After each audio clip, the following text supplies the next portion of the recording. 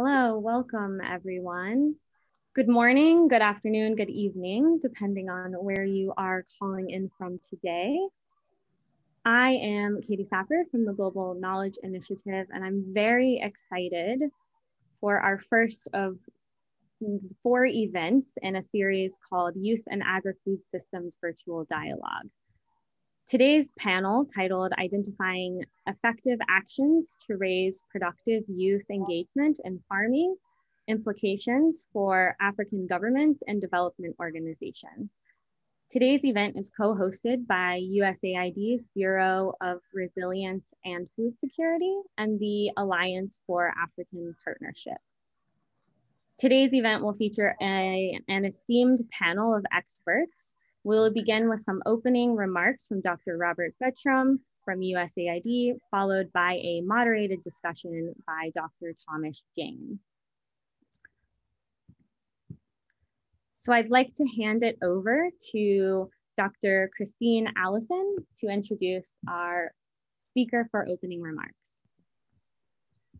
Hello, everyone. Thank you so much for joining us today. I am very excited to be able to introduce to you Dr. Rob Bertram, who is the Chief Scientist in USAID's Bureau for Resilience and Food Security. He's had a wide-ranging career, starting out in plant breeding and genetics, coming from UC Davis, and also with additional training at the University of Minnesota, my university too, and the University of Maryland.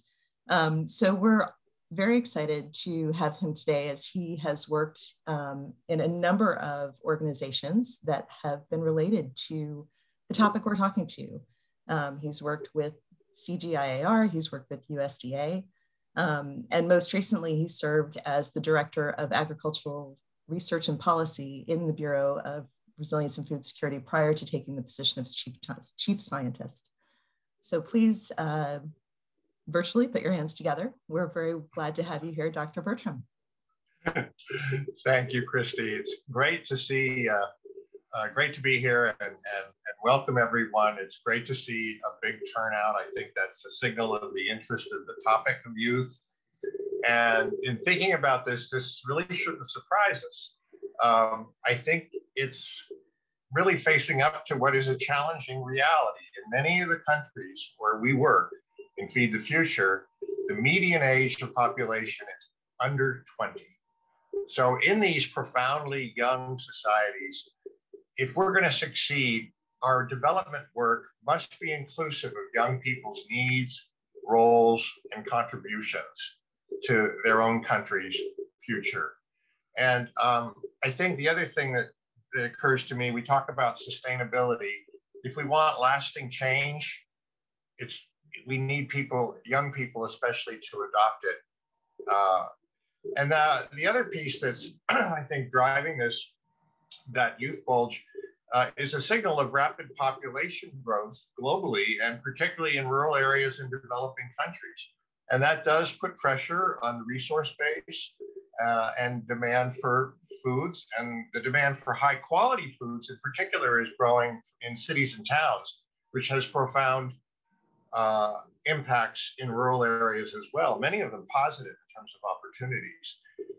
And much of these, the value chains, fruits, vegetables, animal source foods, are knowledge intensive, higher value products with more employment opportunities and a lot more sophisticated in terms of the value chains and the marketing, with many employment activities along the way. Some of these are also more capital intensive, which I think can also be exciting for younger people. I spoke with a colleague recently in Ghana that's told me about how service provision, which was revolutionary in South Asia.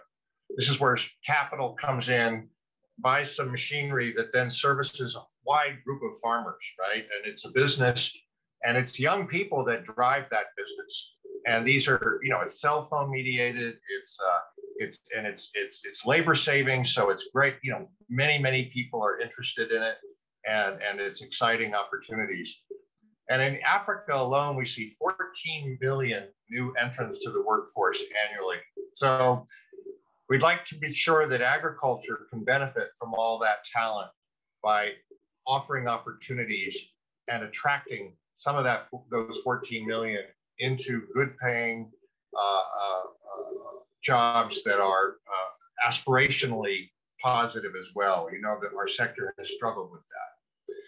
So if we have a strong focus on inclusive economic growth drivers, right policies and strategies that drive private investment, and also be intentional about equitable youth inclusion or opportunities, we think that food systems can generate many of those opportunities. In some cases, quickly and with modest capital investment. Remember that in many of the areas we work, infrastructure is improving. Grid is growing. Cell phone, of course, in terms of communication has been revolutionary, but also roads are improving. So there's more and more connectivity possible, which generates opportunity in rural areas and in the cities and towns in them. And if youth are able to step into these opportunities, and I asked Jane this morning, Jane Lewicki-Zook, our lead on youth issues, about this, and she, you know, what is it that we need? And there's all kinds of things that can enable youth, anything from 4-H to, you know, better kinds of civil society opportunities, companies that are actively providing training, public sector training, all kinds of things, many of which are maybe somewhat different from the traditional sort of VOTEC approach that we used to think about. And they can deliver then, I think they can help us deliver that sustainable and inclusive economic growth and improve nutrition. Remember, a lot of what we're trying to drive these days is affordability of quality diets that will also address micronutrient deficiencies and will provide low-income people in cities and towns, as well as in rural areas, with better diet choices. Youth are, of course, like the whole population, they reflect all the diversity, and some of them are in situations that are vulnerable situationally. And so understanding those contexts can be important. And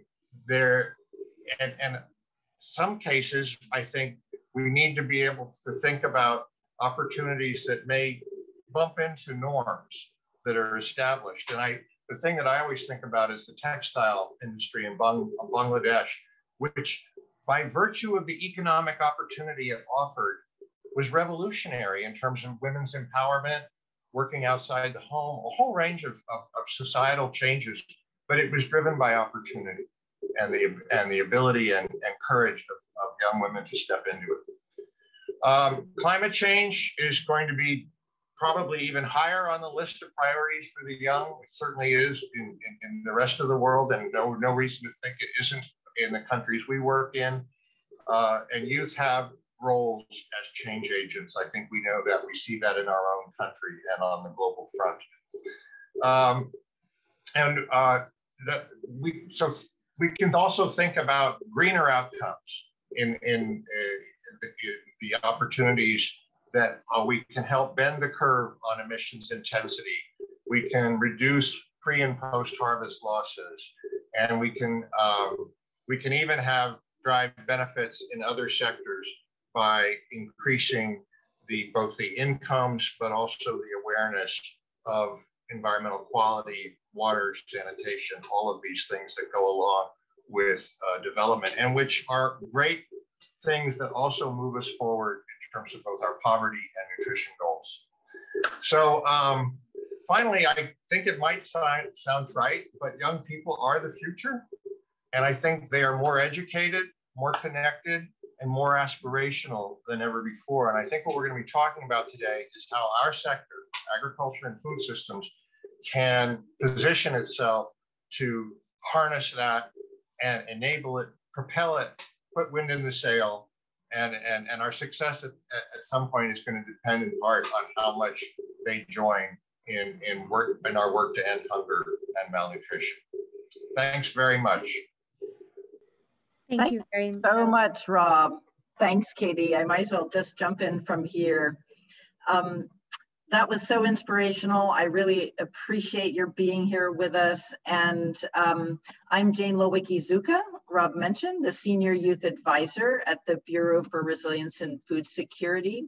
Good day to all of you, wherever you are around the world. I also want to say great thanks to our organizers, GKI, our implementation team, Making Sense International, the Alliance for African Partnership, Tom Jane for putting this all together, the fantastic speakers and discussants, and all of you again here today. So I'm going to tell you a little bit about what this learning activity is about, which is, what this event is part of. And I want to start by saying that the United States believes in youth. And, youth need food systems need youth. We fundamentally believe in that. And the US has made substantial investments in programs and policies supporting youth contributions to food security, nutrition, resilience over many years, and including over the past decade, especially as guided by the Global Food Security Strategy and the USAID Youth and Development Policy. Now, back in 2019, not that long ago, there was a review of learning that was conducted through Youth Power, one of the big mechanisms within USAID focusing on youth. And it noted significant gaps, particularly in our areas of work, for the evidence for what we do with young people. So while there has been growing consensus on sort of why to work with young people, as Rob mentioned, many questions have remained on how best to do so in very diverse contexts across diverse groups of young people. And so at all phases of program cycles, where mission teams and partners, including young people themselves, are trying to make tough decisions, we all need to know much more about how best to effectively engage youth as both drivers of change and resilience in food systems, but especially in ways that not only benefit those systems, but also benefit those young people. And as Rob mentioned, we see a lot of potential for that to be the case. So in 2020, the Bureau for Resilience and Food Security launched this Youth and Agri-food Systems Learning Activity. And as you know, this is implemented by Making Sense through Youth Power 2, Learning and Evaluation, to bridge some of these gaps and accelerate progress. So the learning activity aims to advance knowledge on approaches to and the state of the evidence for youth inclusion in international development interventions related to agri-food systems, and more specifically, on agriculture-led growth, food security, resilience, nutrition, and water security, sanitation, and hygiene, which are the particular areas of focus of our Bureau. So the activity tracks strategies. I will say it's partly been a very important exercise at getting our own house in order, really taking a look at what we have been doing in the last 10 years or so, mapping pathways and gauging the state of evidence for youth contributions to the achievement of their country's development objectives in these areas. The activity will also identify areas for further research and, as a priority, engage stakeholders around the world on how best to utilize existing knowledge. And so that's why we're here today, to begin to widen the conversation with you about what we all think we know and need to do together to accelerate the creation of opportunities for and with young people to create inclusive, equitable, sustainable, and resilient food and water systems. So thank you very much, and I'll pass on back to you. Thanks, Katie and others. Jane, I think I'll pick it up there. Katie, if you want to go ahead and share some slides, I thought I would just add a few words to what Jane said about how we got to where we are. She mentioned the Youth and Agri-food Systems Learning Activity that we're doing. And as she mentioned, part of getting the house in order initially was to understand the status quo, understand what approaches programs were using, what seemed to be successful, how they were employing things, and what was being done differently with youth than with adults. So to do that, we looked at a programmatic inventory, and we also reviewed the metrics that were used for those. And what we found when we looked at that, Katie, next slide, please, was that there were a large number of programs that had been undertaken, that we had some very distinct patterns of where youth targeted activities were in fact put into place. We identified the key approaches and youth specific approaches that they had. However, we also found of the 156 activities that while gender sensitive interventions were becoming more common, there was not a whole lot of attention to intersectionality of gender and youth, or of youth and a range of other vulnerability factors that, that do come into play. So while we did find that key approaches do create youth opportunities for on-farm, off-farm, non-farm employment and entrepreneurship, while also being beneficial to private sector actors, it wasn't clear to us whether that worked in all scenarios. What were the key factor? What were the conditionalities? What were the if-thens that had to go into that? And we also found a lack of systematic learning within and across programs. The data were often limited and incomparable due to changes in indicators over time, and in some cases, inconsistent enforcement of reporting on required indicators and age disaggregation. We also found very clearly in the pattern that youth projects were focused on supply side solutions. So they tried to fix the youth instead of looking at the systems and identifying where in the systems there were barriers, or what else could be done to make those systems more inclusive. So our next step was to look at the strength of the evidence in the wider realm of academic and practitioner literature. And to do that, what we did is we established our reference group, which got us to where we are today, with members representing different academic and practitioner communities to weigh in on some of what we'd found. And we completed a literature review using 5 lenses on youth development: biophysical development, psychosocial development, sociocultural and socioecological models, economics, and policy and governance. And then we tried to take a look, this should be the next slide, Katie. The approach we showed here was looking at, was there evidence? If no, then we needed to look at what can we do with that evidence? If it was being used in those approaches, was it producing good results? And what we found was that the efficacy of several approaches, and even the theories of change underpinning those approaches, really were still subject to extensive debate within the literature. Some studies, were large scale, some were small scale. And so we had lots of data that was, that differed and came from different contexts and was inconsistent. So the reference group selected some of the thorniest challenges and debates, and we are focusing on those in this learning series.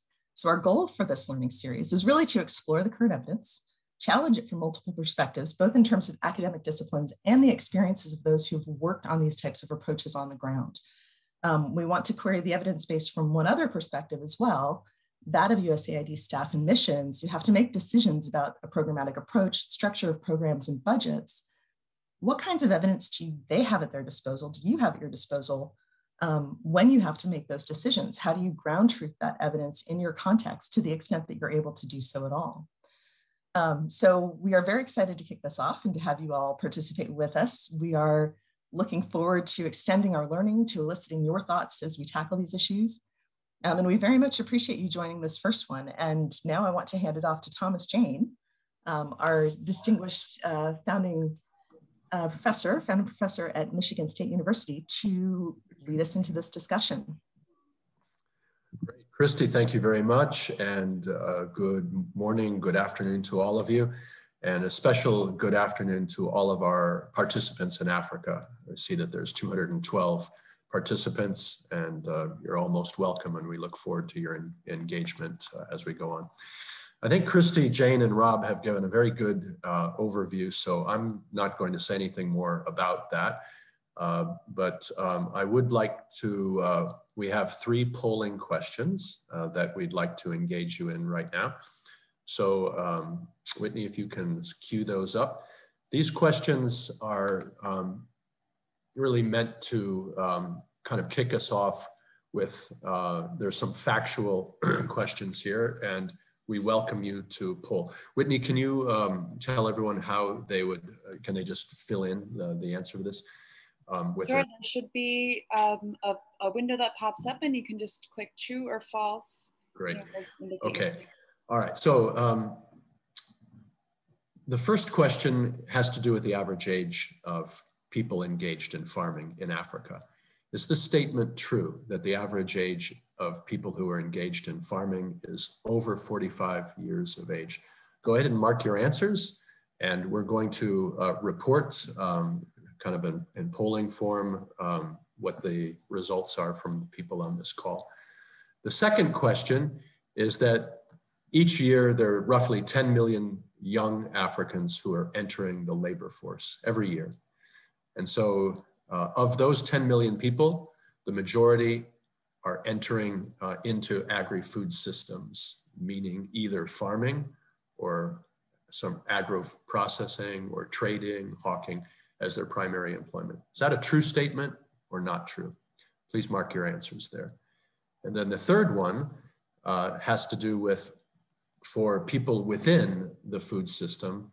So for people 15 to 35 years of age, the majority of them are working in farm stages of the agri-food system. So of those who are in agriculture in one form or another, is it true that the majority of them are working in agro-processing, trading, or so forth, as opposed to farming?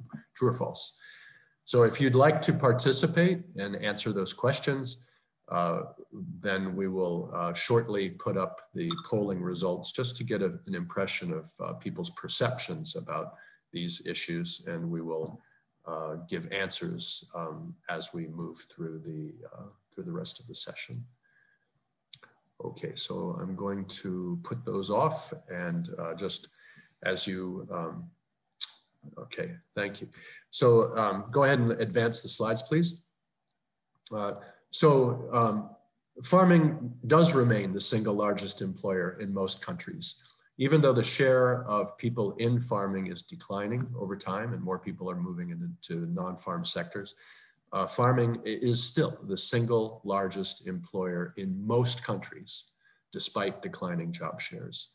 This comes from nationally representative surveys that are undertaken by the statistical services of the national governments in these countries. Next slide, please.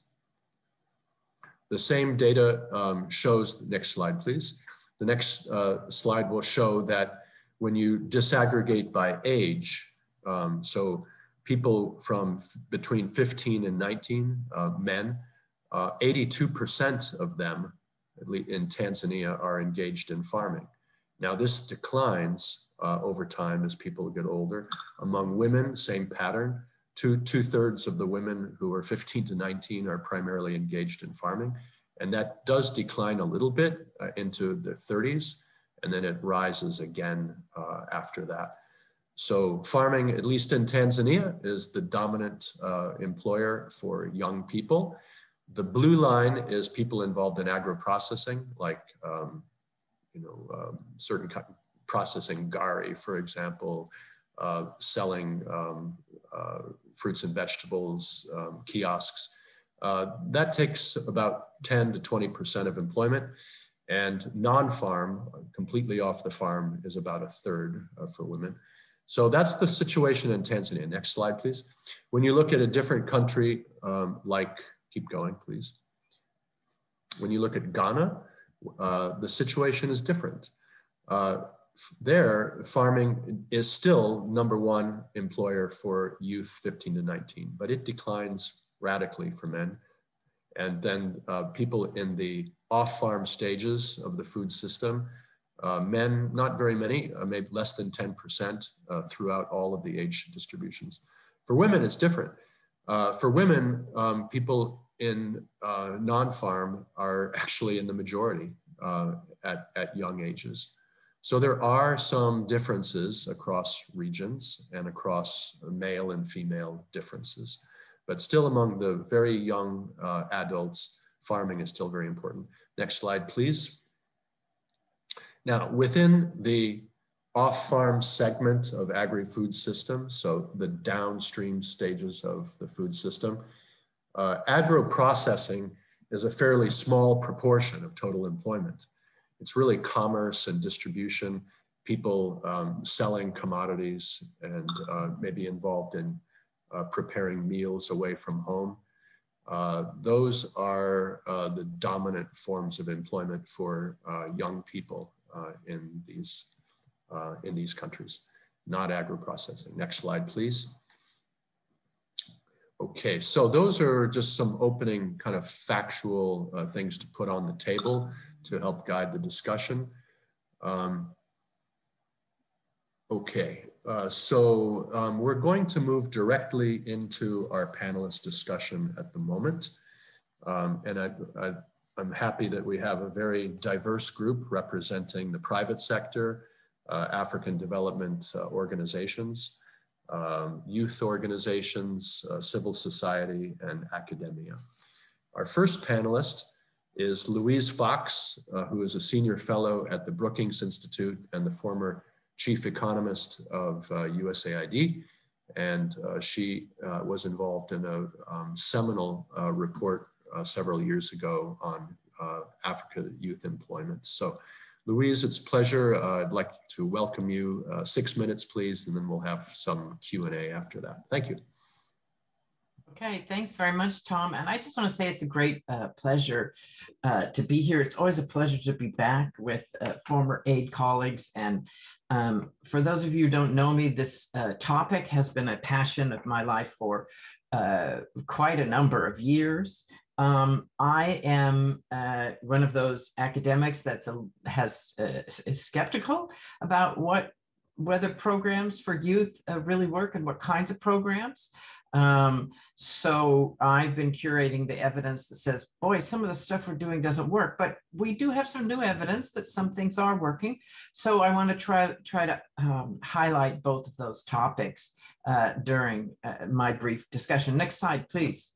So I'm just going to cover three topics, a few general points about employment and youth employment in Africa, employment in agriculture. Tom's kind of covered that pretty well. And do we need youth-specific interventions? Next slide, please.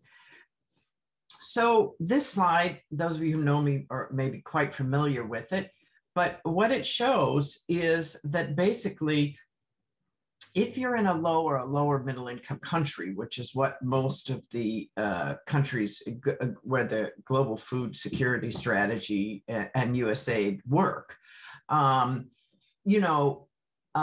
most of the employment is not where people leave home, go to a workplace, work for a certain set of hours, say 8 hours, and get paid for those 8 hours, eventually, maybe once a week or whatever, and come home. So the point is, most people actually work for themselves and their families in what we call household farms and firms. So they're either self-employed, called own account workers, or they're contributing family workers. And actually very few also are employers. That's another point. And you see that that gray rectangle really only gets to be a large share of the labor force when you get to an upper middle income country, right? So what's an upper middle income country? Well, in Africa, that would be South Africa, for example. And so the point is, you can't do anything about that with a youth intervention. That is what it is. It changes when the economy changes, when the economy transforms, when firms enter and create more opportunities for wage employment. And so the idea that you could kind of fix that somehow with a youth intervention, that idea has to go, because it just doesn't work. What you can do with interventions, not just youth interventions, is try to improve the earnings and the stability of the earnings of the people who are in the red rectangle and the blue rectangle. That's what you can do. Of course, agri-food systems involves creating new firms as well, so that will help with the gray rectangle. Okay, next slide. So in this labor market, why should we devote attention to youth? Well, there are pros and cons. I'm going to start with the pros and then come out with the cons, since Rob has already given you I'm going to start with the cons and go to the pros, since Rob has already given you many of the pros. But so youth actually want the same livelihoods as adults, higher earnings and more security. they mostly face the same constraints. The only thing is they have less experience in the labor market. And so the main constraint, as I said, is that labor supply to firms is high, labor demand from firms is low. And so as people have said, we've had a lot of projects that have tried to fix labor supply, try to fix the people, when the problem is kind of the system, it's demand. And so youth prospects are not going to be all that different from adults until the economy changes. So you can do a project and you can see at the end of my project, oh, wow, I, had 100 participants and 50 of them managed to get one of those wage jobs. Well, okay, fine. Somebody was going to get those wage jobs anyway. Youth, maybe not youth, who knows who should have it. But the point is, they don't differ in terms of the issues they face in the labor market, youth and adults, and except in one way, and that is less experience and less skills, especially in terms of life skills and knowledge about the world of work. We call those kind of employability skills. And so also youth remains a prime time for socio-emotional skill development. And so society should help facilitate youth's transition to the world of work, those who want to transition, and also this socio-emotional skill development, which is especially important for young women, we have found, and that they have fewer chances to develop that. So in terms of what interventions work, in general, these interventions are cheap and they seem to work. So that's the positive, is that there are things we can and should do to help youth. Next slide, please. So now, why should we encourage youth to enter the agricultural sector? These are the numbers behind what Tom is saying. Employment in agriculture, these are for sub-Saharan Africa. Employment in agriculture is declining in all countries. That's the blue rectangle. And importantly, in some cases, hours worked in agriculture per person who says they're employed in agriculture are declining as well. Hours worked on the farm, let me put it that way. So why should we encourage youth to enter a sector which is declining in its share of labor? Well, I think as other people will talk later, and as Rob and Tom have said, there's a lot of potential in agriculture. And also, the problem is that it takes time, as I said, for that old gray rectangle to expand. And so this is a sector where there may be more opportunities for youth. So that's why we should see that youth get into agriculture. I should say that Tom's numbers seem to suggest that youth do get into agriculture, and then when they get older, they leave agriculture. And that's not the right interpretation of those numbers. The young youth, the youth 15 to 20 who enter agriculture are ones that are not in school. So the problem is the people who are in school are out of the labor force, so they don't show up in that picture. And then as they start to enter the labor force, you see more of the 20 to 24 to 30-year-olds in other sectors. So the people who start in farming at age 15 generally stay in farming. And so like all other farmers, they need help, they need support. Last slide, please. Next slide, please.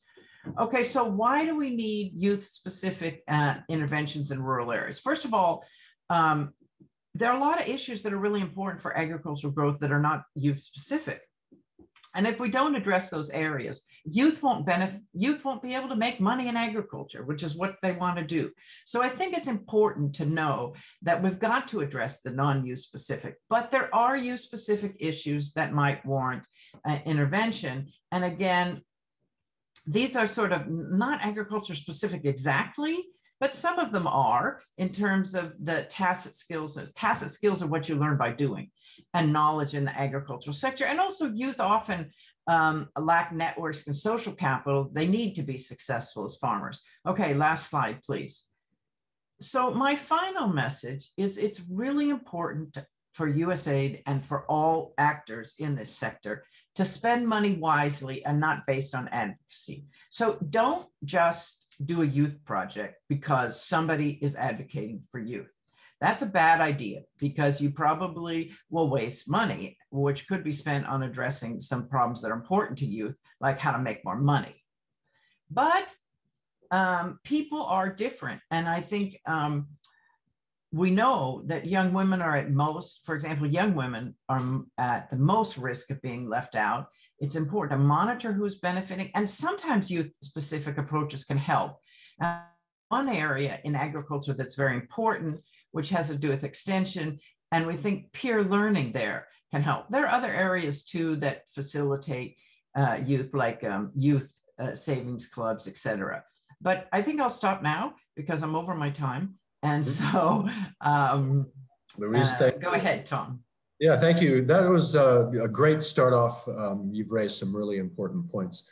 Louise, just a couple of sort of conversationally, I welcome other panelists to also chip in, but let me just start by saying that in the Q&A, there was one of our participants from Africa that had this quote saying that he grew up understanding agriculture to be a punishment for, you know, it's basically a punishment that's only relegated to people with low education. So very negative view of agriculture. What would you advise of the very important points that you've raised here? What would you advise if young Africans have the opportunity to talk to senior leaders in the community, government leaders in their community? What should they be saying to them about what would be in the best interests of youth for their livelihoods in rural areas, including farming? Yeah, that's an important question. By the way, I put up a little commercial in that slide for a paper I've done reviewing the situation of youth in sub-Saharan Africa in agriculture and not in agriculture. So what should youth say? Well, I don't think the agriculture sector should be a punishment, right? I'm a native Californian.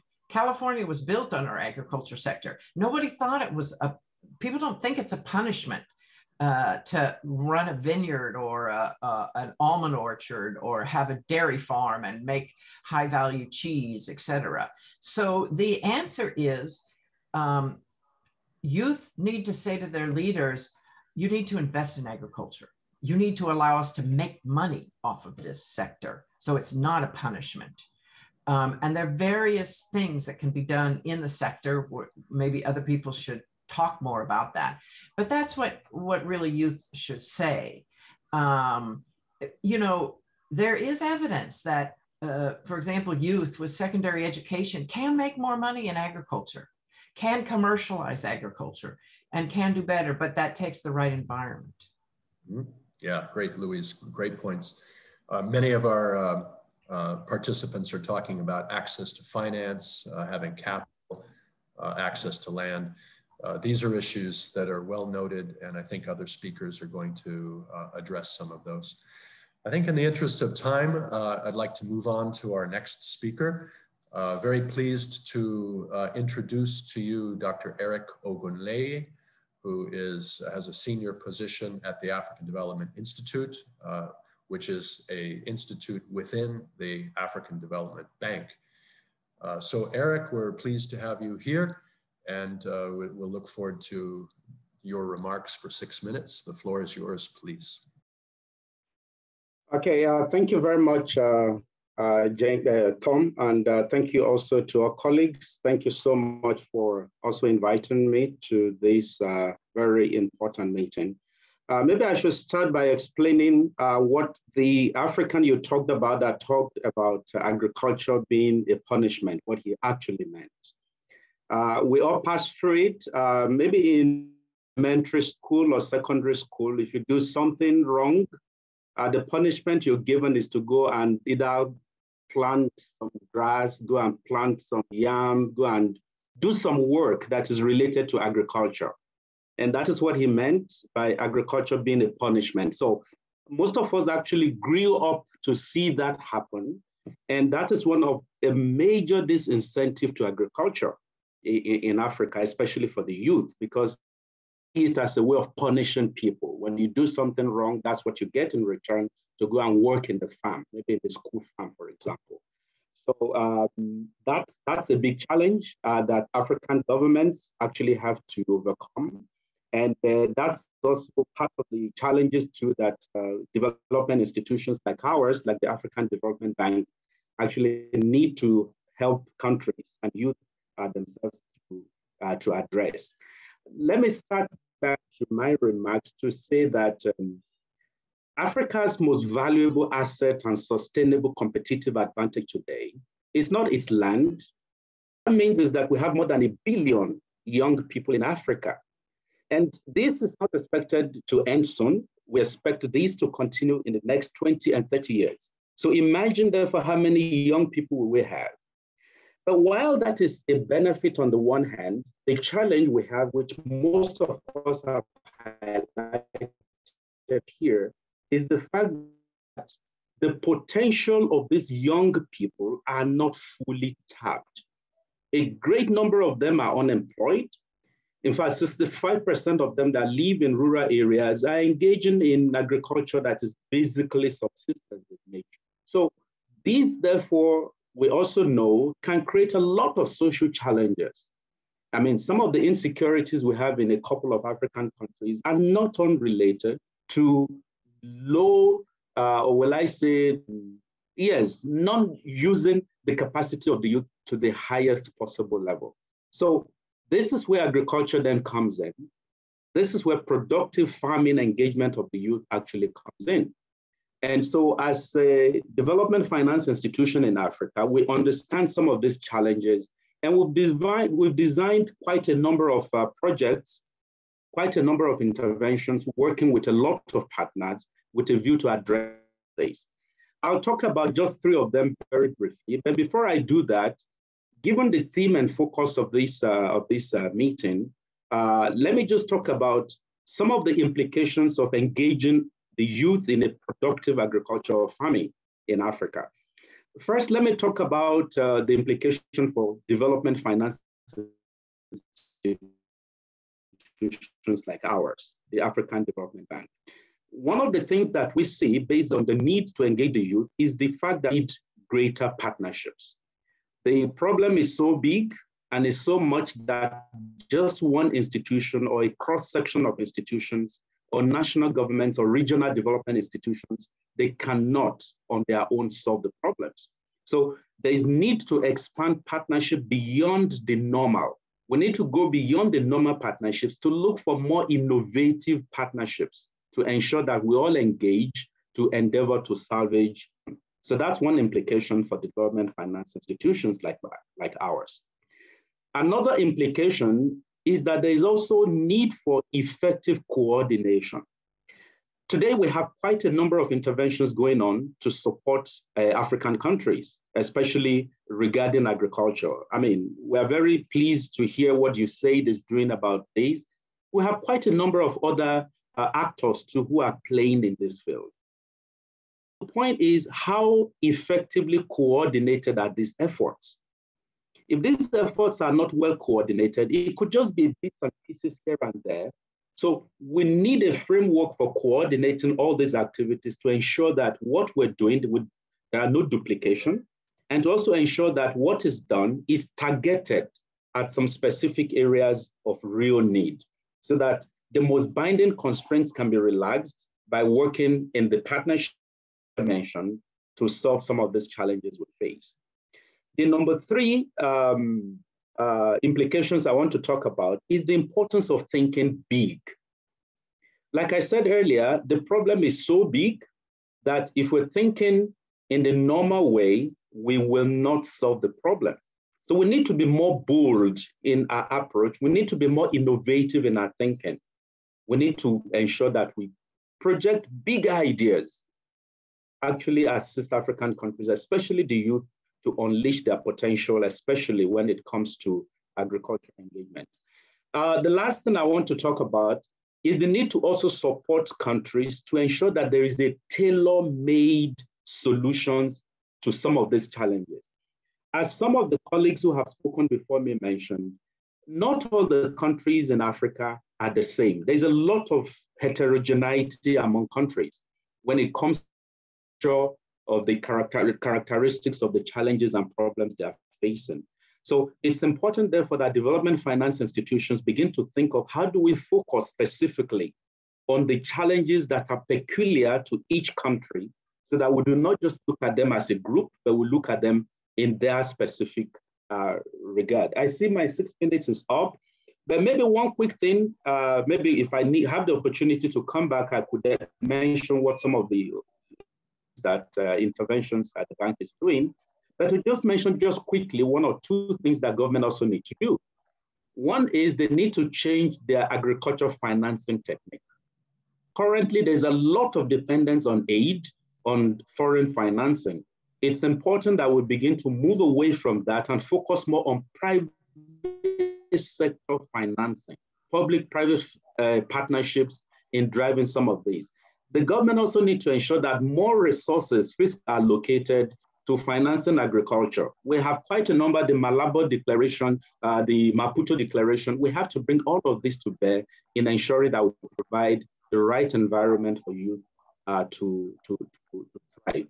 In view of my time, I have 7 minutes, now almost 8 minutes. So let me stop here, Tom, so that if I have another. Yes, Eric, great. Thank you for the stimulating discussion. Very good points. So one question I'd like to ask you is that the African Development Bank is an important Pan-African actor in Africa. I know that, that there's youth programs that African Development Bank has and is implementing in Africa. Can you point to a successful case that we could scale up or replicate more broadly? Any kind of success stories from your experience with the African Development Bank that you could put on the table for us now? Thank you. Yes, thank you very much, Tom. One of them is what we call Enable Youth Program.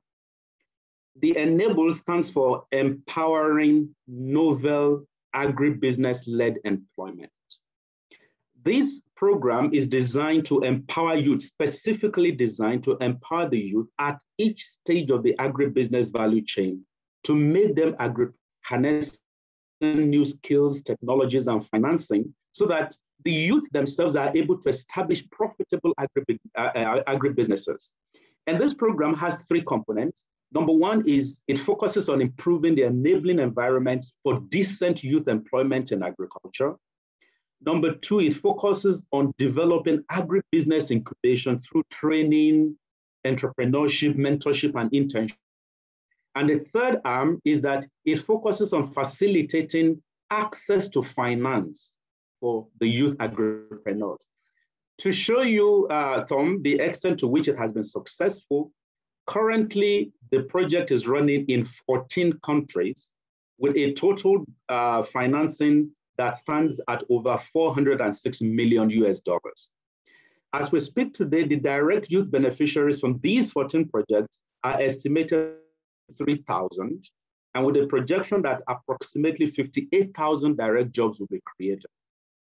2 of these projects, for example, are currently in the pipeline, and we are hoping this will be approved in 2021. That, when approved, will bring in another $132 million US into the financing of this specific project. Currently, we're also working on what we call the African Youth Agripreneur.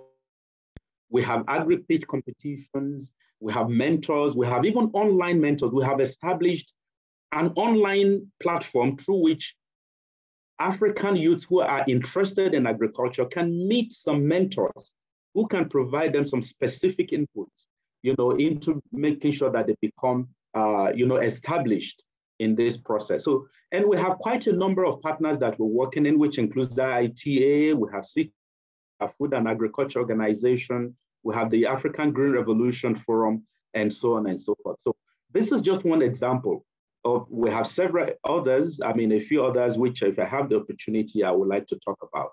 Thank you.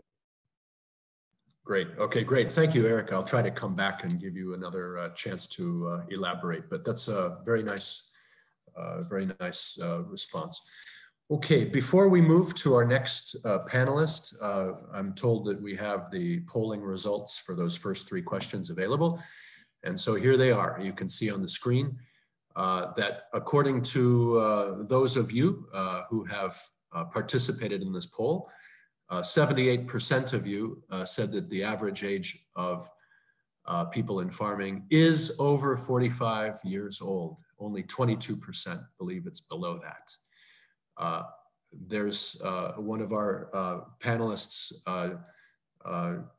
coming up will directly respond to that. So I'm not going to give away the answer right now. I'll let him do that when the floor is his. Each year, roughly 10 million people enter the labor force, true or false, so the majority are in agri-food systems. The majority of you said true, and that is indeed the case. The majority of young people entering the labor force, as Louise and others have already talked about, is indeed in agri-food systems. And then within the food system, are most youth in the downstream off-farm stages, or are they in farming? 76% said they're in the off-farm stage, and only 24% said that they're in farming. Those of you that were in the 24% are correct. As I've already presented those results, the majority of young people in most countries, not all countries, but in most countries, the majority are in farming, not in the downstream stages. That's not true everywhere. And there were, as you recall, there were some differences between men and women in some countries like Ghana. But overall, in sub-Saharan Africa as a whole, for all 1.1 billion people and the youth in that strata, it's mostly in farming. Okay, so we've got one question outstanding that Dr. Yeboah is going to get to soon. But it's my pleasure right now to welcome a member from the private sector, Bayer AG, which is a major private sector organization with direct engagement with roughly 500,000 smallholder farmers, if I understand correctly. And I'm pleased to invite Natasha Santos, who's the head of Global Stakeholder Strategy and Affairs, to give us her perspectives about youth. Natasha, the floor is yours. Thank you, Tom. 100 million. Thank you very much. Good afternoon, good morning, wherever you are connecting from with us today. Really happy to be here and contribute a little. I work in agriculture, in our agriculture division, and this panel is very closely aligned to our overall perspective, focusing on achieving agriculture change at its source with the farmers and the growers who millions of communities rely on to produce their food daily. Our view has long been that an investment in smallholders and their farm is one that will pay itself back socially and environmentally in many ways, and that our discussion about how to design the future of agriculture needs to put those smallholders at their center. When it comes to young people in rural communities in Africa, this is especially pertinent. They are some of the most vulnerable to the risk we face on the planetary scale: climate change, economic imbalance, limited access to education or technology, health crisis, and weak supply chain. But they are some of the most innovative as well. I think it's important to consider, as we all know, that the population of young people in Africa is growing. There is still the underemployment issue, meaning youth not in employment, education, or training. This is particularly relevant to rural areas. At the same time, 41% of working youth remain food insecure. It's clear how these issues are interrelated. So I believe that focusing investment on developing small business and deploying new technologies to make farming more efficient and less time intensive, we can make Africa's agriculture sector a more appealing prospect for young Africans looking to enter the workforce and to make money, as Louise mentioned, which is very important. And as well contribute to the growing of the continent's sustainable agriculture ambitions and improving the financial state of smallholders, their economic and the finance in itself. That's a principle we are working on to put in practice, as mentioned by Tom. Firstly, with our overall commitment to empowering 100 million smallholders worldwide, And secondly, with our network of localized support programs, mostly in partnerships with other private and public sector members, such as Better Life Farming, which brings support mechanisms closer to farmers, crossing the often neglected last mile, meaning those good agronomic advice, farm management, and other customized solutions, and is done by agro-entrepreneurs. Another example is Bay Gap, is an education and training scheme that acts as a step towards certification that will approve farmers' goods for commercial value chain sales, so thinking of the off-takers and the market. But I'm not here to talk about what we've done. We are here because there's a lot more to do, and for us, more to learn as well. We believe the farmer's first approach is the best one to overcome challenges in enabling that ecosystem of positive change in food system. And I'm here today to discuss those partnerships ideas that allow us to have an impact at farm level and form a unified front with governments, academia, other institutions, as we implement new ways of working in agriculture, and in particular to identify and enact new ways to support the small business environment across Africa. There are several work streams where we can work closely in connection, for example, with one of our co-hosts today, USAID, such as promoting global health, catalyzing innovation, empowering women and girls, which was mentioned by other panelists, which is quite a focus for us. These are all areas where I'm happy to say we're closely aligned and already in collaboration modes.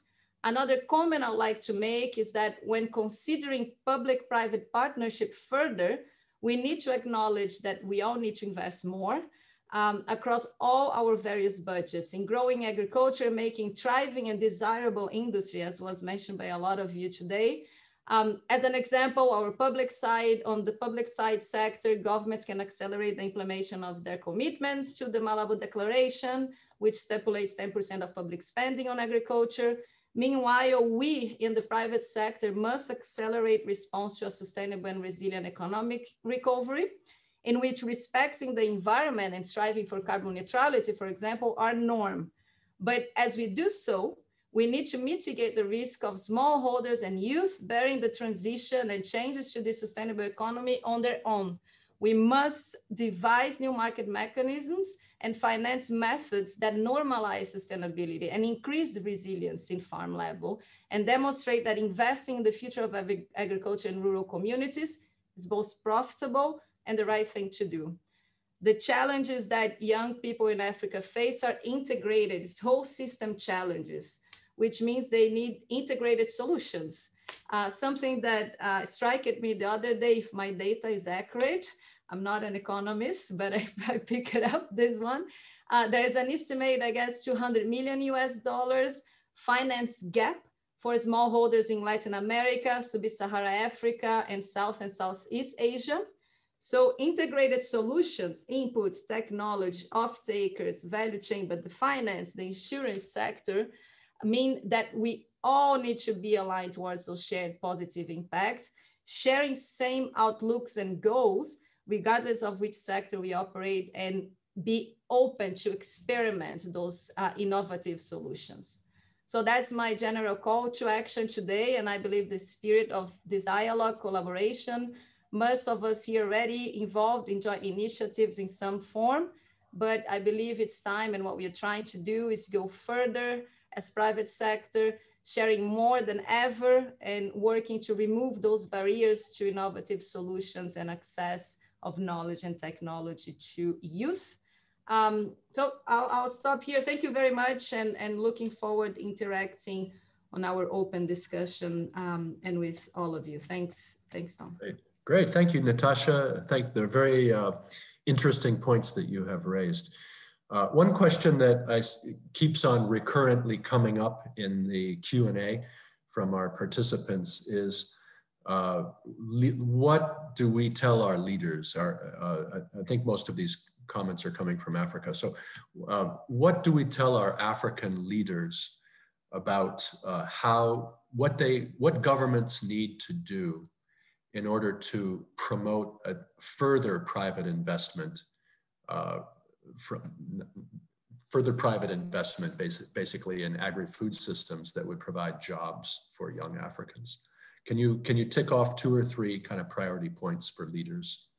Of course, top of mind, I think, of course, mention investment in agriculture, thinking about how to de-risk those access to those investment in technology or eventual changes. So it's capital intensive, although agriculture, the investments to, particularly for the sustainable transition. So smart investments, I think opportunities for us, and I talk as a multinational, international company, clear innovation hubs or opportunities where we can tap in and expand that knowledge sharing and that understanding of how to utilize what. If technology is not accessible, not understandable, is no use for anybody. So those type of programs, which we know a few successful ones. And then the regulatory environment in general terms, right? How can we accelerate innovations that are relevant to the local goals, to the local ambitions in sustainability, in productivity, in resilience, and providing, because investing in technology, we are a company that are thinking today about agriculture in 20 years. Our pipeline and R&D are gonna be in the farm level in Africa, anywhere else in 10, 15 years. So we need to understand that there is opening and there is a regulatory framework which gives stability for that investment. So I think those 3 top of mind. Right. Right, very good. Okay, those are great points. So I'm going to come back to those points, de-risking, sort of knowledge transfer and policy regulation in the Q&A section. Those are all points that seem to be coming up recurrently in the Q&A too. So anyway, thank you very much, Natasha. I think we need to move along now to our next speaker, who pleased to introduce a youth himself. I think he qualifies as youth. His name is Tony Milanzi. He is part of the Alliance for African Partnership based in Malawi.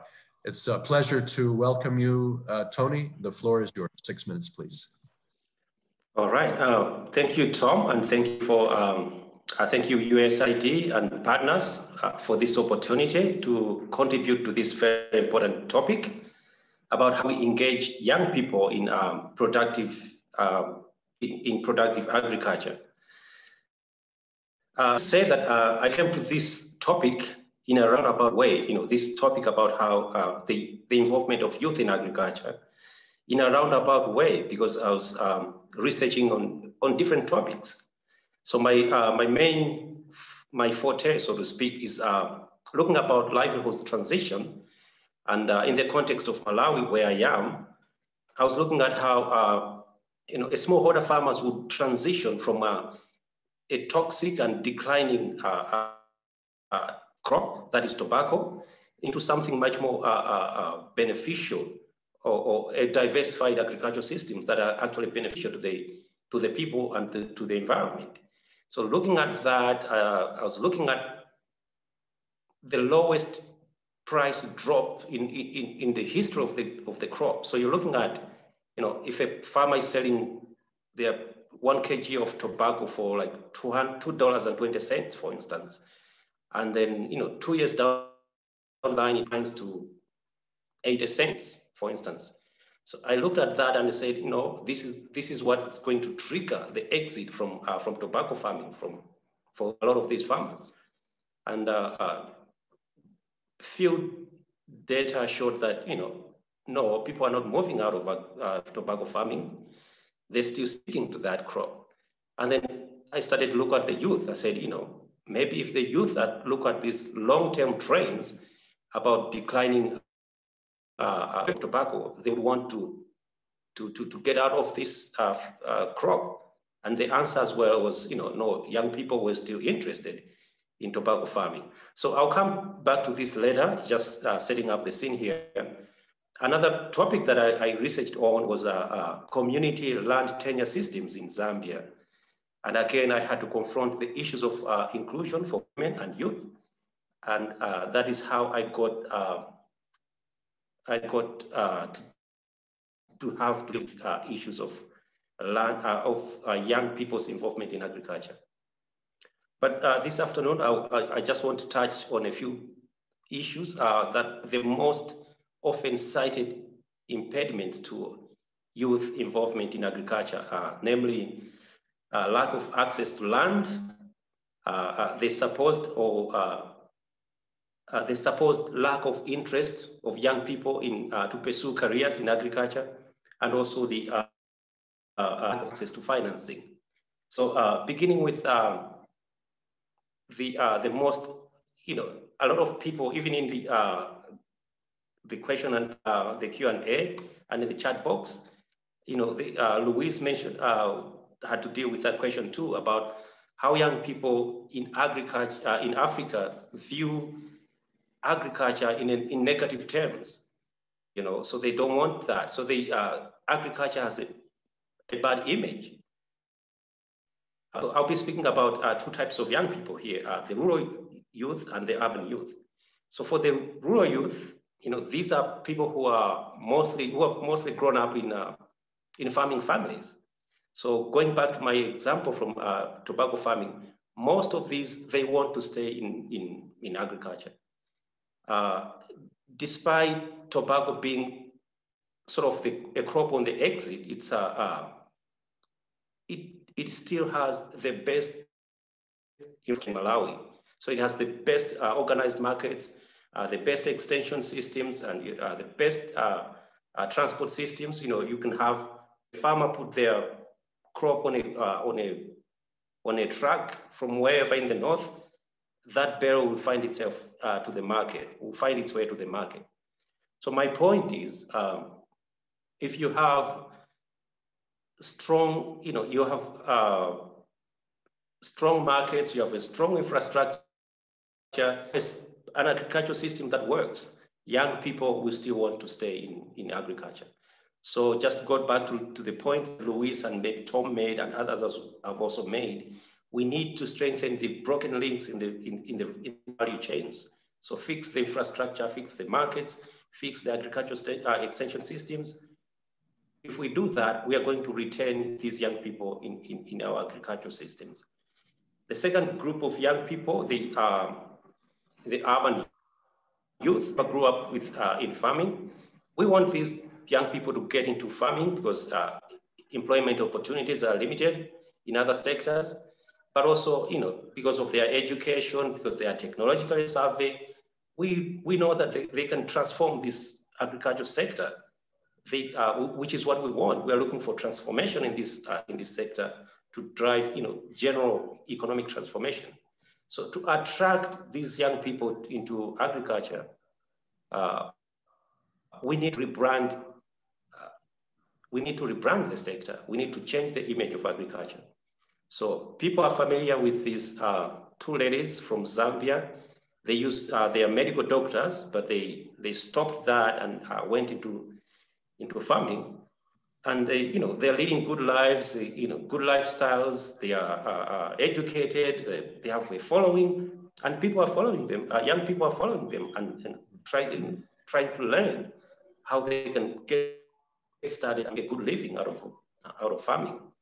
Right here in Malawi, we have a woman. She's called a young woman. She goes by the name Amazing Bee, and she's really doing a wonderful job. She's doing into horticulture, livestock farming. She's into beekeeping, and she has this motivational story that she goes out and tells young people.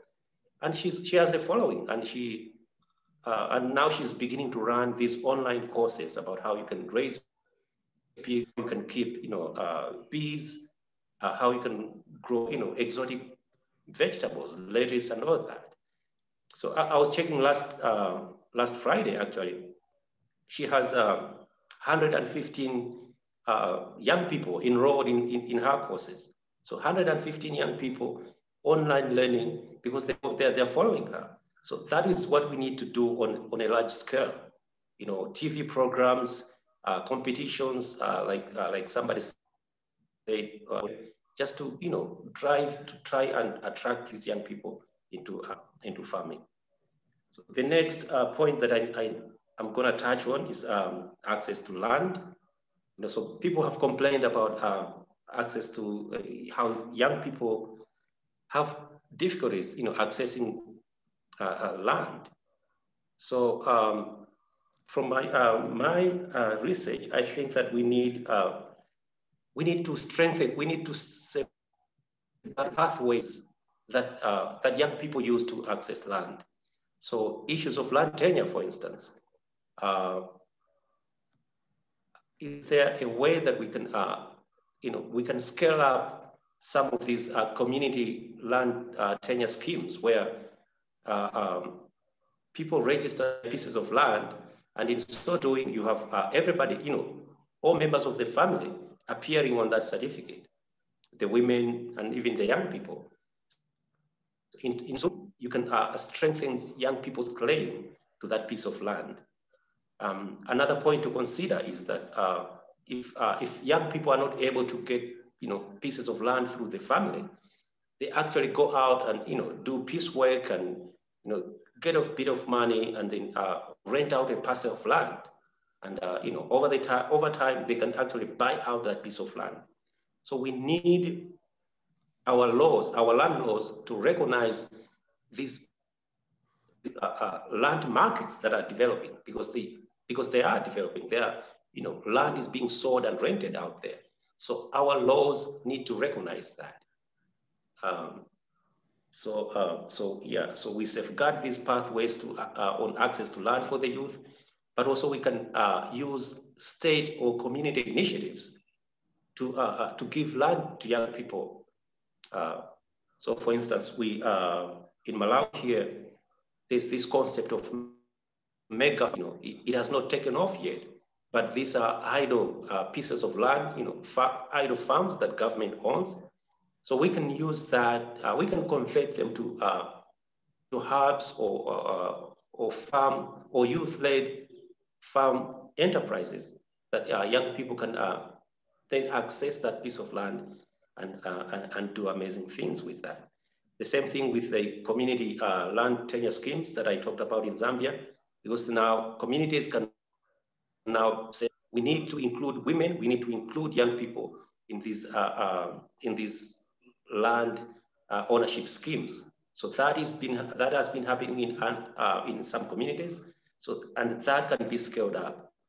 I've learned about a practice in Togo, actually. It's called, so they have planned agricultural development zones where the state would actually give out land to, they would actually develop that piece of land, bring out all the infrastructure, and then set aside a portion of that land and say, this is specifically for the youth. So that is a practical example on how you can go about using state-led and community schemes to ensure that young people have access to land. So if I still have time, Tom, I've not been timing myself. You're over, Tony. Oh, okay. No, thank you so much. When I have a chance to speak again, I can now touch on the issue of access to financing. So thank you so much.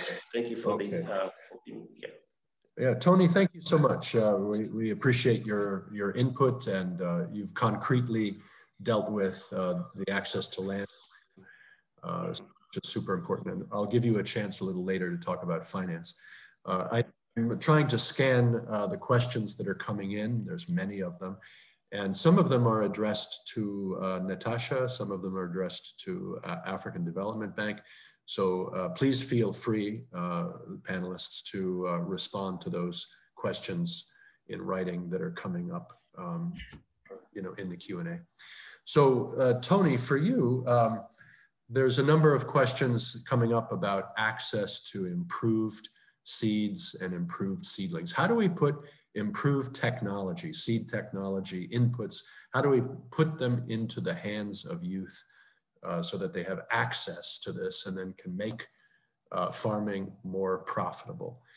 That's a tough question, but can you give us your thoughts about how to overcome these access constraints to key inputs? Thank you. Yes, thank you. I was going to say this in relation to access to financing, but I think it was Louise. I think it was Natasha who brought in the issue of integrated solutions in terms of our programming for the youth. So the same way that you have partners that are across the value chains. So if you're having programs for the youth, make sure to involve partners across the value chains. So some people be dealing with finance, some people be dealing with technology and stuff. So the technology part, I think this is where the seed comes in. So if you include seed companies in those partnerships, then the young people can access those technologies. Thank you. That is my thought. Great. Thank you so much. Okay, wonderful. So in the interest of time, I'd like to move to our last panelist, not least, of course. His name is Felix Kwame Iabwa. He is a colleague of mine at Michigan State University, and he has done a great deal of work on youth issues in African agriculture. So Kwame, it's a pleasure to welcome you. Thank you very much for the introduction. And let me begin by first thanking USAID, Making Sense, and the Alliance for African Partnership for this opportunity to speak with you today. I know the earlier speakers has touched on a number of the issues to set the scene. So in the interest of time, I'm not going to try to go over a number of them. But I just want to begin by touching a little bit on the narrative of the negative perception of youth about agriculture, which is something that is quite prevalent around. And for obvious reasons. One, you can think about it, we talk about agriculture as a punishment, but also I often say that a place like Ghana has been producing cocoa for all these times. But I can't think of any millionaire cocoa farmer. So definitely youth would want to gravitate towards other sectors. But I also beg to differ that youth generally detest agriculture. I don't think they detest agriculture. I think they detest the poverty and the drudgery that is associated with agriculture. Because the same youth that we say do not detest agriculture will risk their life, cross the Atlantic Ocean, and then go to a place like Italy, and then work on the farm to pick tomatoes because of the differences in the profitability. So if we are going to engage youth, then we need to make sure that the agricultural sector is profitable and it is rid of that drudgery. And also, as part of my remarks, Tom opened up the discussion with a poll question about whether the average age of most African farmers is above the age of 45. And we saw that over 78% of the people feel that is the case. But indeed, although this narrative has been around for quite some time, our analysis indicates otherwise. So we use LSMS data for about 6 countries in sub-Saharan Africa. And we look at the age distribution of the agricultural labor force. And the graph you see here gives the distribution that we generated from that data. And what we realized was that in fact, the average age of the working age individual, that is those between the age of 15 and 64, that is engaged primarily in agriculture, ranges from about 32 in Tanzania to about 39 in Nigeria. When we exclude the 15 to 24 years old, as Louise mentioned earlier on, that group are engaged in agriculture primarily because their parents are engaged in agriculture. But then as time goes on, they may end up leaving. So when we exclude that particular group, the youth group, then we still have a mean age of about 38 years in Zambia to about 45 years. And even when we extend the sample to include all working or all individuals working in agriculture, regardless of their age, so they can be 70 and above, we realize that the average age only increases by about 1 to just 2 years. And you also have to think of the fact that the population above age 64 is just about 3% of the entire population, and about half of them are not economically active in the labor force. So this analysis let us know that the average age of the African farmer is actually below the age of 45. Next slide, please. Now, one of the things that we also did was to see how this is changing over time.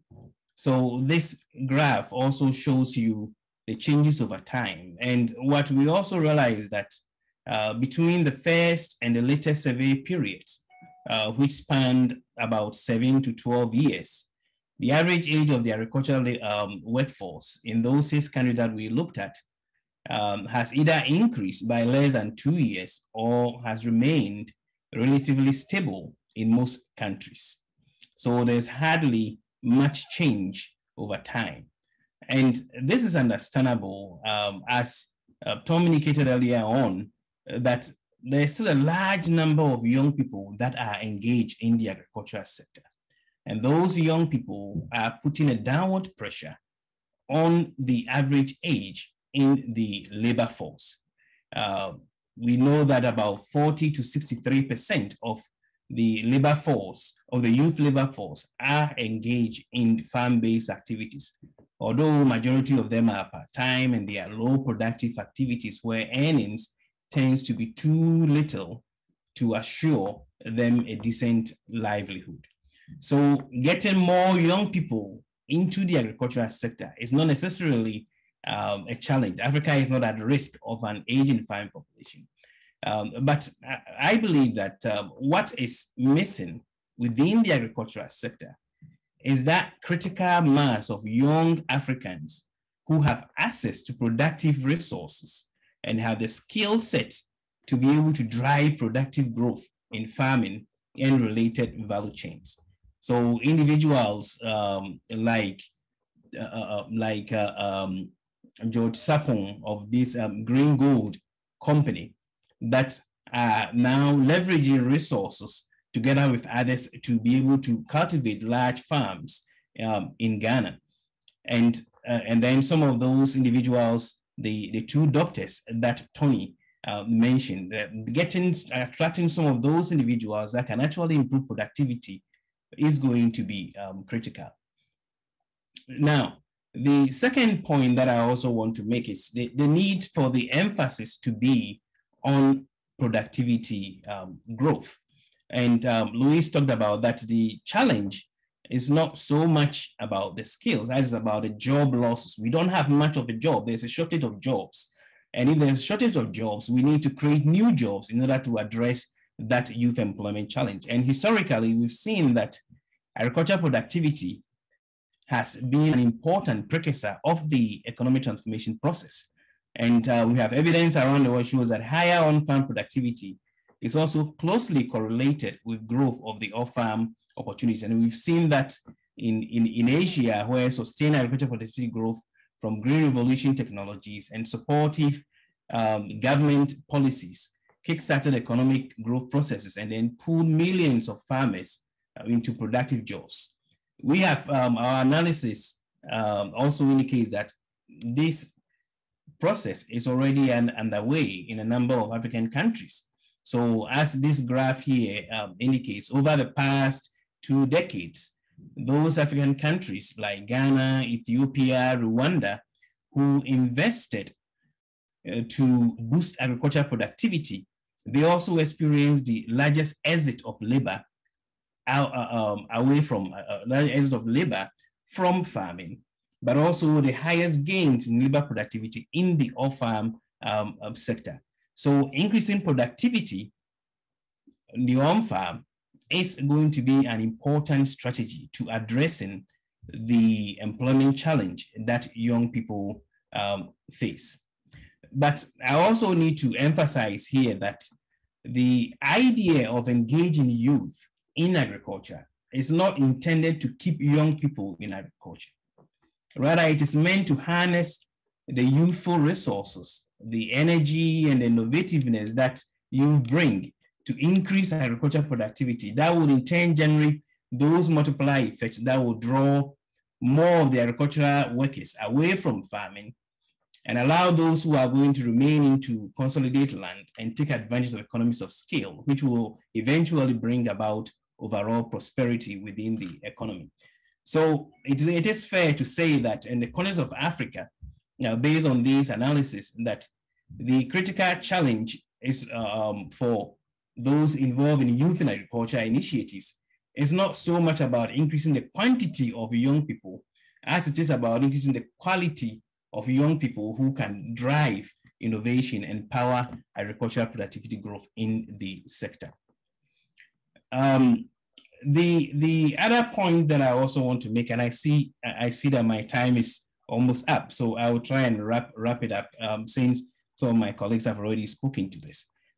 I think that to increase productivity growth, there is still a role for skill development. If you think of the fact that much of the agricultural labor force is still very low skill, right? There is a need to be able to upgrade that skills in that labor force because the skill set is too low to assure any kind of productivity growth in an increasingly knowledge-intensive agricultural sector. And some analysis that came up from Kipfugli and others indicates that if you're able to raise schooling level of the agricultural labor force to just about 6 years, that could result in about 1.3% of agricultural output. Now, but I'm also reliably informed that skills alone is not enough. It has to be part of a holistic strategy that provides them with relevant jobs, job opportunities, and to apply the skills that they have acquired. And I think there are opportunities to be able to do that. And if you think, and also how to think of, if you have to think a little more creatively about this. So for example, one main area where we see opportunity for you to engage is the extension and agricultural services area. And I think that is one area where governments could invest in public works programs that support young people to provide agricultural services to farmers. That public work will also serve as training grounds for those young people, especially those rural youth. And then there is a graduation mechanism that empowers those young people, support them to establish businesses, private businesses, to supply those services in their communities. So that could be one strategy that we also need to think about. Tony and others have talked about the access to finance and the issue of land, so I'm not going to go there. But I will end by also saying that if you are engaging young people, we also have to recognize that youth is not a homogeneous group. There's a lot of heterogeneity among young people, and there's a need to be able to tailor approaches that meet the different needs of those young people. A 15-year-old who is a mother is different from a 15-year-old who is in school, in high school. And we need to make sure that we segment the population in ways that we can adequately address the needs in order to meaningfully engage them. So I will pause here and then I'll be happy to engage further with the fellow panelists. Thank you, Tom. Kwame, thank you so much. These are excellent points that you have raised. I would have interrupted you earlier if they weren't so interesting. So well done. In the interests of time, we're going to go straight into Q&A. We have about a half an hour left, and there's 185 people listening in here, so we want to give them a chance to give their input. So we are now in the open discussion stage, and the floor is open for people who would like to have a word. Let me call upon Peter Kamau from Kenya. Peter, the floor is yours. Okay, Thomas, thank you very much. My name is Dave Jock from Juba, South Sudan. I'm happy to join this initiative of youth that are also actually encouraging youth to be able to sustain themselves and be able to get themselves job. On my side, I want to appreciate all the panelists who have shared their view with their experience that they have gone through. In Africa, particularly in South Sudan, where I'm in, we have issues of, currently, because of issues of insecurity, youth are not able to also to engage in agricultural farming, and also lack of finance. South Sudan is one of the countries that is a young nation that flagged to civil war in 2013. And now we have been able, because of unity government, we are able also now to engage on peace initiative. I don't know if at all in other developing countries can be able also to help in South Sudan in terms of improving technology, and also even financing youth who are actually came up with, who are entrepreneur, came up with small scale farming. That is what I want to also ask, if that will be good. Thank you very much for the time. Great, Mr. Jok, thank you. Do we have any panelists who would like to respond to Mr. Jok's question?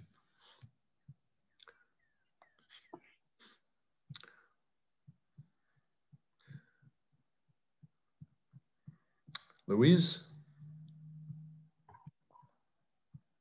Well, I actually thought that was kind of a question for the African Development or USAID on what programs that they have to offer.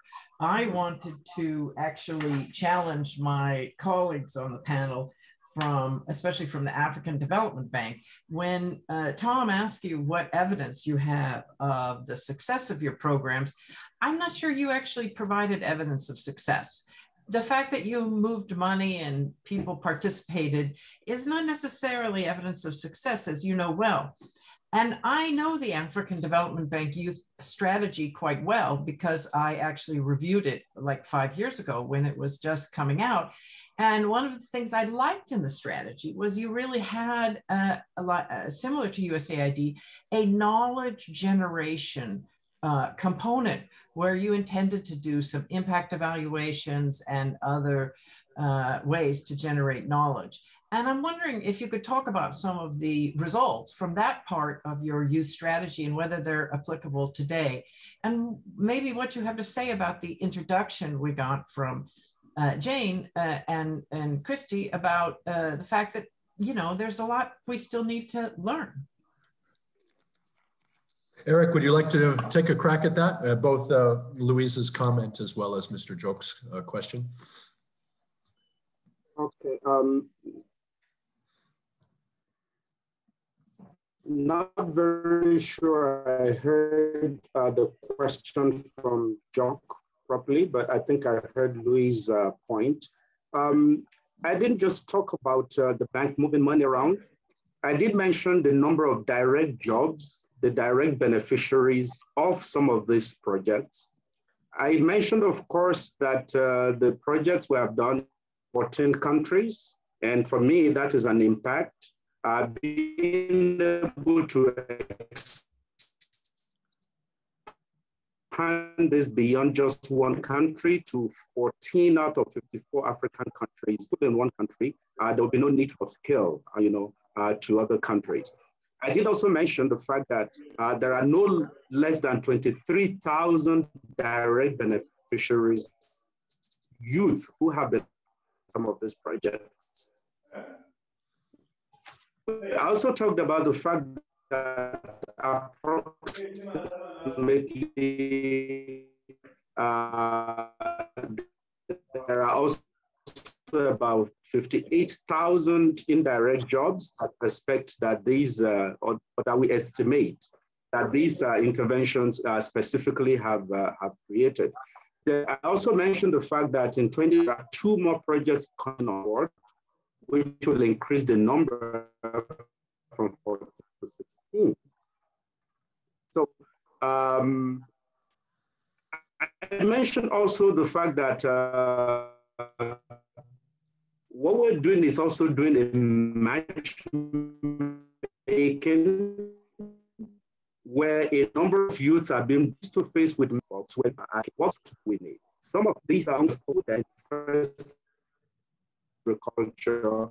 One thing we have allowed them to do is to agri-pitch competition, where they are able to put in a proposal, and they are guided, of course, by mentors, put in a proposal, and on that basis, some of them are funded if they are successful. So these are some of the specific areas. We had a fourth coming up now that we had in November 2020, and preparation is ongoing for one. These are specific areas where we have actually registered success. I did also mention the type of partnerships we're forming, where we have alliance, very renowned companies. Seems we may have lost Dr. Ogunley. Anyway, we'll wait for him to return. And in the meantime, I'd like to call on Peter Kamau. Peter, are you able to come in now?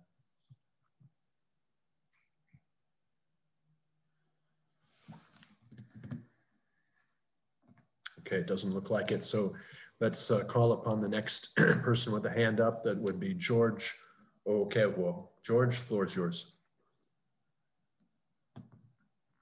Yes, George. Thank you very much. Okay, sorry. Do I go on? I think I had just my network. Okay. Yeah, it's a bit difficult right now, Eric. I'd like to ask you just to hold for a moment because we're not hearing you. I had in the interim I called upon Mr. Okewo to join us. So George, please come in if you can.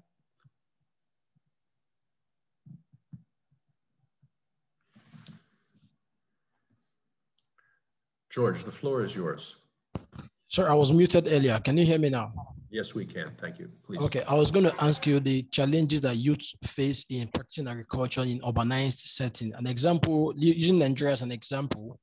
Now, one would have a youth will have the technical know-how, the knowledge of agricultural practice, but being that is currently in an urbanized setting like Abuja, for instance, or Lagos, what is the role? How can the USAID or the AFDB, help such youths to overcome those challenges of availability of the space, the agricultural space, to actually thrive in that sector? Okay, George, thank you. I think you've put that question to AFDB and USAID. Jane, are you prepared to give a response to that question? I was actually hello everyone, thank you all so much. Just responding perhaps in the chat box on that to follow up with some more detailed information on the specific context. So I can follow up directly on that. Okay, all right. So George, if you look at the chat, there'll be a way for you to follow up on that, at least on the USAID side of things. So Eric, I hope you also heard that. I want to hear whether your sound is now reliable. Are you with us, Eric?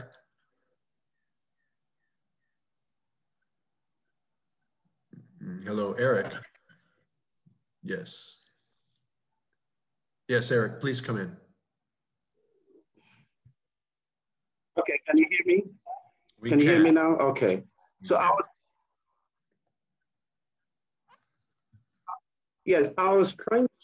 was responding, I don't know how far you heard, the point I seem to make to simply talk about the fact that the bank moves money around and so on.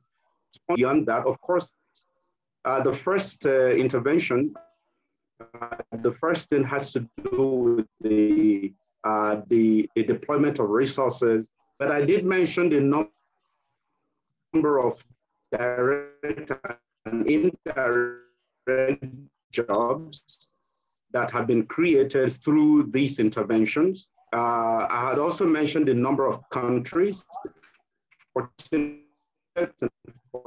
countries already. There are less than about 23,000 that is projected to reach about 58,000 jobs that will be created. by the end of the year, for example.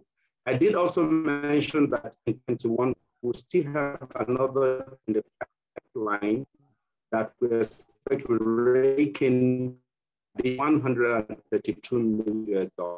And I the fact that we're upscaling this approach by making youth mentors for specific in agriculture. Quite a number of people commenting, some hinting on the chat box and the greatest challenges they're facing. And that is one thing that we've managed to do.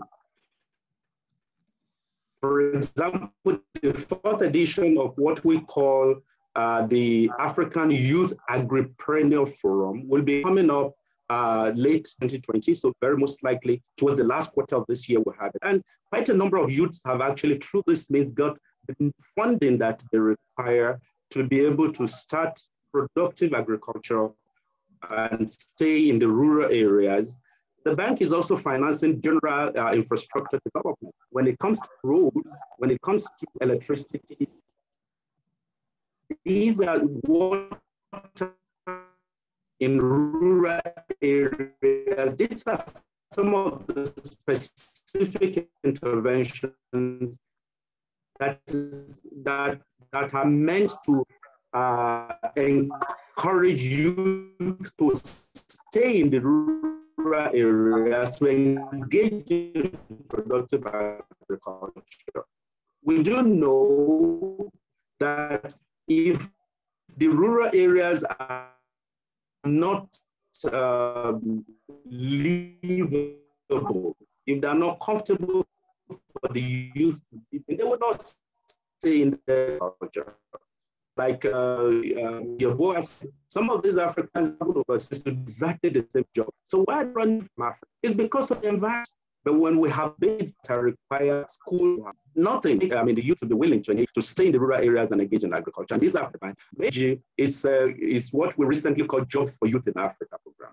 We have a program that targeted, but not specifically to agriculture, but general job creation for the youth.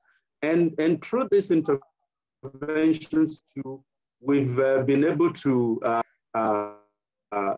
which we hope by the, sorry, about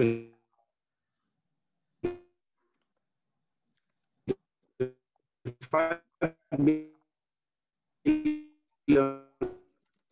currently, but we expect that by 2025 we should have assisted up to 50 million Nigerians. We started this program in 2016 and it's still ongoing. Yeah.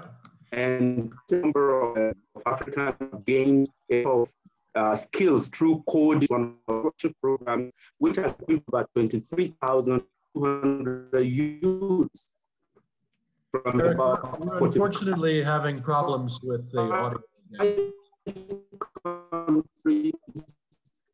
Out of the 54 countries, here is that they have skills that are required in different areas of it at the banking, but also possible areas where you can engage. Tom? Yes, Eric, I'm so sorry. We're having difficulties hearing you. It's breaking. And I'm also noting that we're getting very short on time, so I don't mean to cut you off. And I would encourage you, Eric, you know, I think that you're trying to say something very important. If you could put it in the Q&A, then we'll all have that and we can circulate that. I note that it's at 11, we're at the 10-minute point before we close. There are many people who still have their hands up, at least 10 or 12 people. And I wish that we could accommodate them, but we're not going to be able to because of time. So I would encourage all of you to write down your questions in the chat, or Q&A rather, in Q&A. And we have your email addresses. I think you had to give your emails in order to register. So we'll try to respond to all of your questions in writing. It's unfortunate that we are running short on time. I need to now give the floor to Jane Lewicki-Zuka, who is the youth coordinator on behalf of all of USAID. So I think that she's the right person to try to summarize the discussion and the takeaway points from this session. So Jane, thank you, and the floor is yours. Thanks so much, Tom. Thanks, everybody. And yes, this is meant to be a dialogue, right? So our format is tough in that regard, but Tom is absolutely right. Let's keep the conversation going. We can do it also in writing, and we have several more in this series, and we'll work on kind of calibrating how we do this well interactively. But it's fantastic that you've all been here, and I've been listening closely, and I look forward to reading those chat box questions and comments in detail. And I'm getting all kinds of what I hope will be brilliant ideas about how to make the points that we have talked about more accessible to a broader audience. So I'm going to take a crack at some overall summary points, and if I can too, maybe highlight some from the specific speakers. But I think that we've heard really profoundly that we need to recognize both the challenge and the opportunity before us. I think, you know, none of us would be here if we didn't think there was an urgency to this conversation. I think I've also heard that we need to diagnose the specific situations. We need to challenge our assumptions. Even our poll has showed this, right? There are a lot of basic things even that we probably, you know, need to think through. Do we actually know what the realities are on the big picture side and also in the specific circumstances where we are? I think we've also said that we have to focus on accelerating the creation of more, better, and new opportunities on farm, off farm, and non-farm, right? And I heard really important messages about strengthening coordination across actors and building synergies. And very importantly, to think big and think innovatively. These are not, we are talking about the need to achieve some scalable impact very rapidly. We also heard underscored the focus on increasing productivity growth. Still a lot on farm to be had, right, to address the employment challenge and opportunity. But I also think we heard that we need to focus on profitability growth for young people. Can't just be that we get more out of a piece of land or, you know, one aspect of value chain activity. It needs to be more valuable to young people in the process. There's a range of barriers to tackle, some that affect everybody, but also that we see these issues of heterogeneity that need some tailored and context-specific attention and a range of ideas for what those approaches need to be focused on. We have heard a call that skills development is really important still. It is, right? But I think what we've also heard is that we need to approach that in more diverse ways.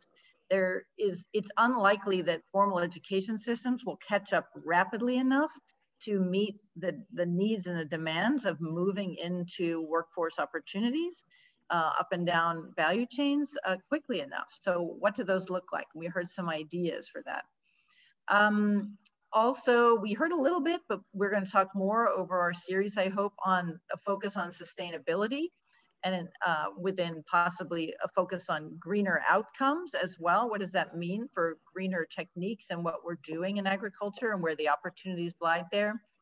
And we, I think, also need to think about the shared value in private sector and pluralistic opportunities with the public sector, that when we talk about the win-win, you know, how do we deliberately target equity, which itself is important to achieving development objectives. And that goes back to the not only productivity, but profitability as well. And then I think a last one too to underscore is holding ourselves accountable. Are we counting beans or are we counting impact, right? So there's lots of aspects to what we're thinking the evidence is, and then how we go about setting targets and monitoring our progress against them. In writing, I will put out some keynotes on this. I have a long list here of key points from the speakers that we don't have enough time to review again. But I want to hang on one, and that one came from Natasha, okay, with Bear already thinking big, right, and working with youth and emphasizing integrated approaches. One of her sentences was, if knowledge is not accessed, it is no use to anybody. And to how to accelerate that access to knowledge that is relevant to local situations. I think that is a fantastic key point and takeaway for the purposes of this learning activity, our time together and sharing as stakeholders to confront some of the questions we each have, and how to get knowledge usable and the related technologies and innovations and opportunities associated with that knowledge into young people's hands, particularly in local areas. So that was a great point I thought would wrap up some of our key messages here. So with that, thank you again. This is so exciting, and I will pass over to Christy Allison, maybe with a couple of words about the next session and anything else you'd like to add. We look forward to also speaking with you all by email. Thank you. Yes, thank you so much, Shane. So everyone, you should, we do appreciate you spending the last 2 hours with us and taking time out of your busy schedules to do that. We hope it was a fruitful discussion for you. Certainly there were things that I learned. I hope you all learned some things too. And you should expect to receive emails from us. We will have another discussion. There are 3 more discussions, as Kitty mentioned at the beginning. One of which is scheduled for next week at approximately the same time at 9:30 a.m. Looking at inputs and distribution systems. And so spreading out a little bit from looking at productivity from another angle, spreading out a little bit from the on-farm production approach or lens that we looked at today. So thank you all very much for coming. We hope that you will be able to join us for that, and look for an email that has updates and additional links and other information for you coming tomorrow. And Great. Thank you to our panel. Thank you, Tom.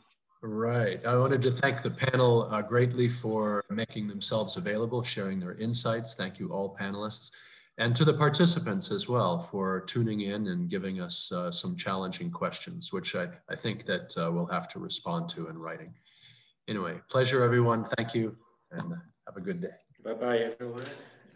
You, everyone.